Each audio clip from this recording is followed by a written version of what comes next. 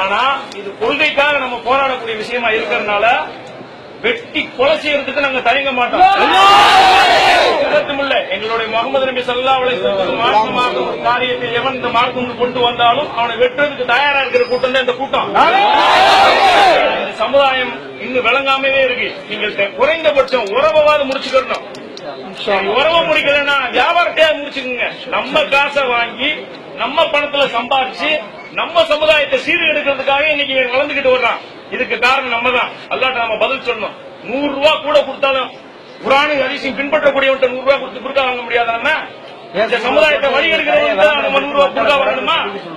இவன் குறுக்கா கலாச்சாரம் கூடாதுன்ற கொள்கையில் உள்ளவன் குறுக்கா வித்துதான் சம்பாதிச்சு பெரிய ஆகிட்டு இருக்கான்.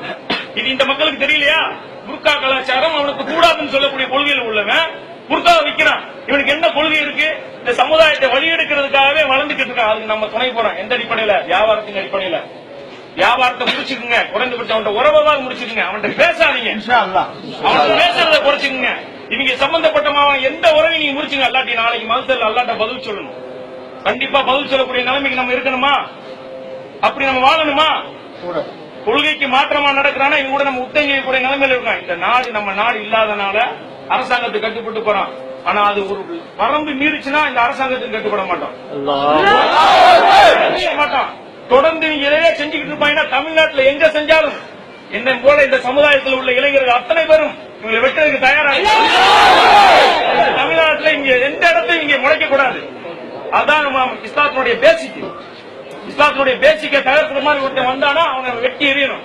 இந்த அரசாங்கத்துக்கு பயந்துட்டு ஒதுங்கலப்ப கண்ணியத்தை கருதி இங்க இருக்கிற எல்லா சமுதாயத்து மக்களும் பெண்கள் அடிக்கக்கூடாது. நமக்கு விரோதியாக இருந்தாலும் பெண்கள் அடிக்கக்கூடாது, குழந்தை அடிக்கக்கூடாது. அதுல நம்ம தெளிவா இருக்கிறதுனால இங்க தப்பிச்சுக்கிட்டு இருக்காங்க. அவங்களை போல நம்மளும் தெளிவற்ற இருந்தோம்னா இப்ப ஒருத்தன் கூட உயிரோட போக மாட்டான். தயாரா இருக்கிறோம். இங்க அத்தனை பேரும் இதுக்கு மேல எங்க குடும்பத்தார் அத்தனை பேரும் ஜெயிலுக்கு போக தயாரா இருக்கிறோம். ஆனா எங்க சமுதாயத்தை எங்களை அல்லாஹ்வுடைய தூதர் பெண்களை அடிக்கக்கூடாது, குழந்தைகளை அடிக்கக்கூடாதுன்ற ஒரே காரணத்துக்காக தான் இப்ப நாங்க கலைஞ்சு போறோம். நீங்களுக்கு பயந்துட்டு இல்ல. இன்ஷா அல்லாஹ் நம்ம கலைஞ்சு போலாமா? கலைஞ்சு போலாமா? ஆனா இது போன்ற காரியம் தொடர்ந்து செய்தால் கலைஞ்சு போகவே மாட்டோம்.